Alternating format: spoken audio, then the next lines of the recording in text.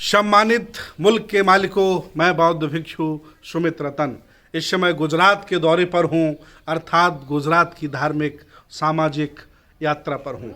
मैं इस समय पहुँचा हूँ सौराष्ट्र, मैं इस समय पहुँचा हूँ काठियावाड़ का जनपद है जूनागढ़।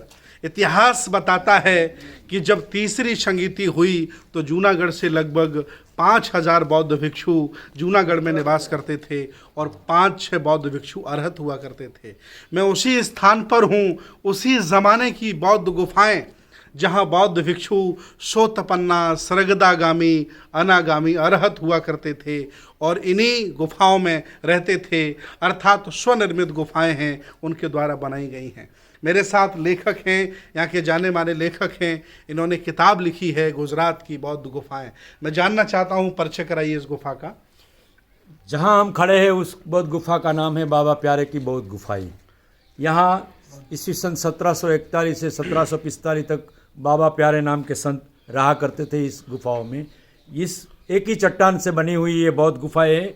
यहाँ 3 दिशाओं में ये बौद्ध गुफाएं है, पूर्व, पश्चिम और उत्तर की तरफ ये बौद्ध गुफाएं है। और इसमें 24 विहार है और ये बौद्ध गुफाओं में एक चैत्य भी है।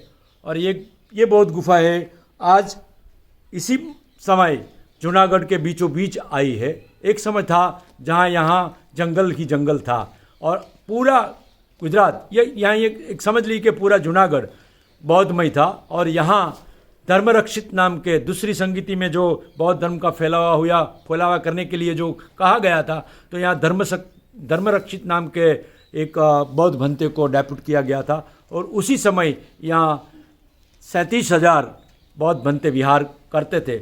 यहाँ जो गिरनार के आसपास की बौद्ध गुफाएं है, इसका जो मैं नाम लूँ तो ये बाबा प्यारे की बौद्ध गुफा है, ऊपरकोट की बौद्ध गुफा है, खापरा कोडिया की बौद्ध गुफा है, माई गढ़ेची की बौद्ध गुफा है, पंचेश्वर की बौद्ध गुफाएं है, यहाँ रुद्रसेन बौद्ध विहार भी है। और गिरनार की तलेटी में जो गिरनार यहाँ है उसकी चारों दिशा में बड़े बड़े बौद्ध स्तूप थे। पवनाथ में बौद्ध स्तूप था, ये खापरा मारवेला में बौद्ध स्तूप था, जीणा बावानी मढ़ी में बौद्ध स्तूप था और दक्षिण में बोरिया बौद्ध स्तूप था। आज ही की तारीख में ये चारों बौद्ध स्तूप चारों दिशाओं में गिरनार की एक ही बौद्ध स्तूप जीवंत है और है यहाँ आज मौजूद है। उसका जो क्षेत्र है वो 600 फुट के घेराव में है और 150 फुट ऊंचा है।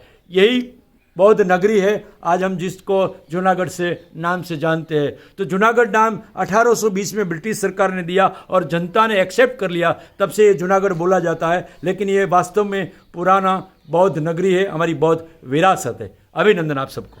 कभी ये बौद्ध नगरी थी, सैकड़ों बौद्ध भिक्षु प्रवास करते थे, विहार करते थे, लेकिन आप कमज़ोर हो गए, हक वंचित तसाए और कमज़ोर हो गए, शिक्षा सत्ता और धर्म से आप दूर हो गए, तो आपकी ही नगरी पर आपके ही दुश्मनों ने कब्जा कर लिया है, जो आपकी संस्कृति से नफरत करते हैं और आज ये नगरी उनके नाम से जानी जाती है। आओ चर्चाएं बाद में करेंगे, पहले स्वनिर्मित बौद्ध भिक्षुओं की ये गुफाओं का मैं आपको दीदार कराता हूँ। देखिए ये पत्थर कैसे काट काट के हमारे बौद्ध भिक्षुओं ने बनाया होगा, आप देख सकते हैं। पीछे ही पूरी गुफा बनी हुई है और ये देख सकते हैं सामने ये लगभग 10 बाई 10 के छोटे छोटे विहार हैं जिनमें बौद्ध भिक्षु रात्रि विश्राम भी करते थे और ध्यान भी करते थे, मेडिटेशन भी करते थे। और एक चीज़ जो सबसे ऐतिहासिक है वो ये है, मैं बार बार कहता हूँ कि साकेत आपका था, कब्जा हो गया, सोमनाथ आपका था, कब्जा हो गया, और बद्रीनाथ आपका था, कब्जा हो गया, केदारनाथ आपका था, कब्जा हो गया, तिरुपति बालाजी आपका था, कब्जा हो गया। उसी तरह से कब्जे की सिलसिला में आंखें खोल करके देखो, भंते जी कह रहे हैं, बिल्कुल ये देखिए पीछे बोर्ड लगा है बौद्ध गुफाएं हैं और पूरी दुनिया के बौद्ध यहाँ बौद्ध गुफाओं को देखने आते हैं।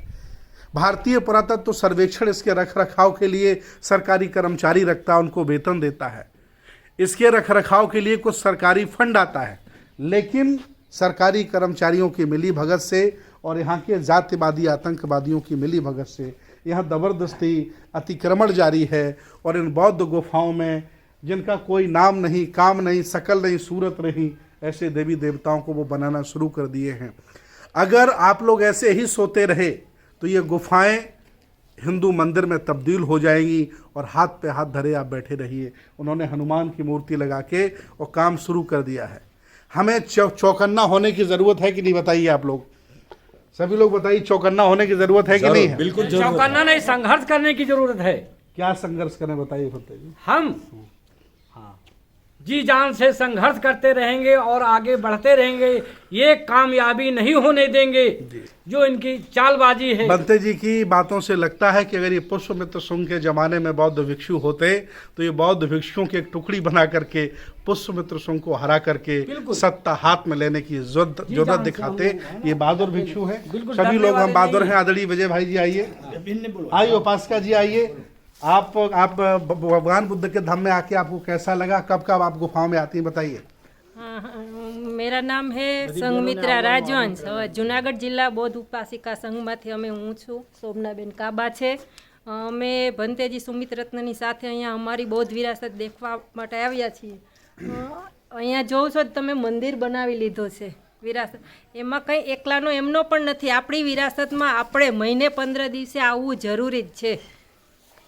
इनका मानना है कि अगर यहाँ बौद्ध आते रहेंगे, अम्बेडकरवादी आते रहेंगे, संविधान पसंद आते रहेंगे तो ये चोरों की हिम्मत नहीं होगी कि मेरे घर में घुसकर अतिक्रमण करने की, अर्थात ब्राह्मण धर्म घुसेड़ने की। ये देखिए सामने प्रणाम है कि ये लोग मंदिर बनाने लगे हैं और अगर आप लोग नहीं आए तो धीरे धीरे सारी बुद्ध गुफाएं कब्जे में हो जाएंगी। फिर हाथ पे हाथ धरे बैठे रहिए, आपके पास विरासत नहीं बचेगी। मैं एक बार फिर बता देता हूँ, भारतीय पुरातत्व सर्वेक्षण के पास जितनी भी संपत्ति है उसमें 90% अकेले बौद्धों की संपत्ति है। मैं स्पष्ट आपको बता दूं। विजय भाई राठौर जी आइए, ये हमारे गुजरात के राजा महाराजा है, इनके नेतृत्व में ये कार्यक्रम चल रहा है, इनके संयोजन में चल रहा है और हमेशा मुस्कराते रहते हैं। और देखिए आज तो एकदम रजनीकांत के छोटे भाई लग रहे हैं। बहुत अच्छा विजय भाई, धन्यवाद आपका। आप लोग वीडियो देखते रहिए, शेयर करते रहिए। पसीना बहा रहा हूँ, काला हो गया हूँ, परेशानी उठा रहा हूँ, पहाड़ों पर चढ़ा नहीं जाता, फिर भी चढ़ करके भूखे रह करके परेशानी उठाकर आपको वीडियो दिखा रहा हूँ ताकि आपको पता चले घर बैठे कि आपके पुरखों ने कितनी बड़ी विरासत छोड़ी, आपके सम्राटों ने कितनी विरासत छोड़ी। और बुद्ध का दर्शन कोई छोटा नहीं है, बहुत बड़ा है। और आपके बीच में देखिए गुजरात में बौद्ध गुफाओं की एक गुजराती में किताब है, इसको पढ़िए। और हिंदी में भी इन्होंने किताब लिखी, सम्यक प्रकाशन की किताब है, उसको पढ़िए और पढ़ते रहिए। आज नहीं कल हम अपने पुराने कह सकते हैं कि स्थिति में आएंगे और देश हमारा होगा, बौद्धमय भारत होगा। नमो बुद्धाय, जय भीम, जय